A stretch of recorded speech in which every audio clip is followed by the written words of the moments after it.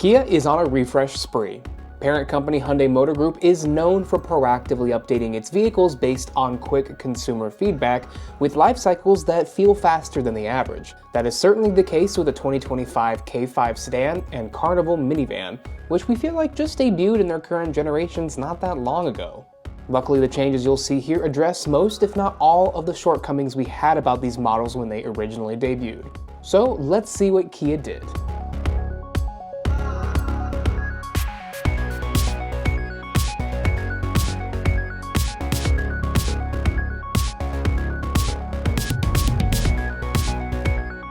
Starting with the K5, Kia nipped and tucked the details of its design. Up front, you'll notice the lower fascia on this particular trim now mimics the EV6 GT line and GT models, while the rear end forgoes the horizontal dotted lines in favor of a more traditional split taillight setup with a distinct LED signature.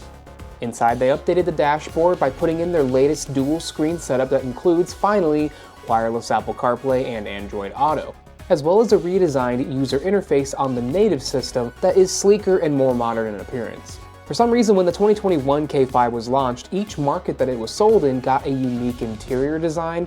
This refresh seems to bring the best elements of China's interior and Korea's interior to ours, but we don't get the rotary dial like China had. We still have a traditional shifter, and don't forget the K5 is not even sold in Europe anymore.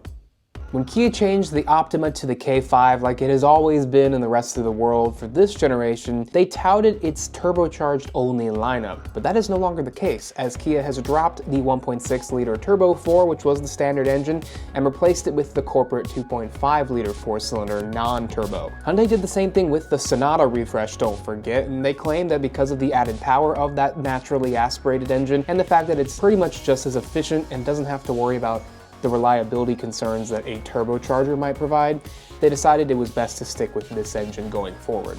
All-wheel drive is still available on this engine, but now it's only available on the GT line trim. And unfortunately, you still cannot get all-wheel drive on the turbocharged 2.5-liter 4-cylinder found in the K5 GT.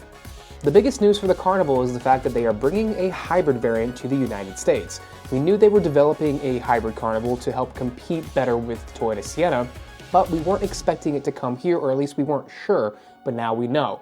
This is the hybrid system you'll find in the Sportage Hybrid and the Sorento Hybrid. It's a 1.6-liter turbo 4-cylinder paired with a 54-kilowatt electric motor, here only on the front axle because no all-wheel drive. But this is paired with a 6-speed automatic, so if you want a more traditional feel, you'll like this because it's actually got a stepped transmission, and it does 242 horsepower, 271 pound-feet of torque. But they definitely fumbled by not giving us optional all-wheel drive, because that is one thing the Sienna still has. Design-wise, Kia did go a little bit further into the SUV theme. The front end now has a more upright nose and a bigger grille that mirrors what we just saw on the refreshed Sorento and what we expect to see on the refreshed Sportage sometime in the next year or so. Like the K5, it sees the new dual 12.3-inch displays with the latest Kia UI and the wireless phone projection. And behind the first row, the Carnival remains the most voluminous minivan in the segment here in the US, with 145 cubic feet of space to work with. So what are your thoughts on the refreshed K5 and Carnival? Do these updates do enough, or do they accomplish what you were hoping out of the original versions, or could they have done a little bit more? I'll leave you to it in the comments below. Thanks for watching.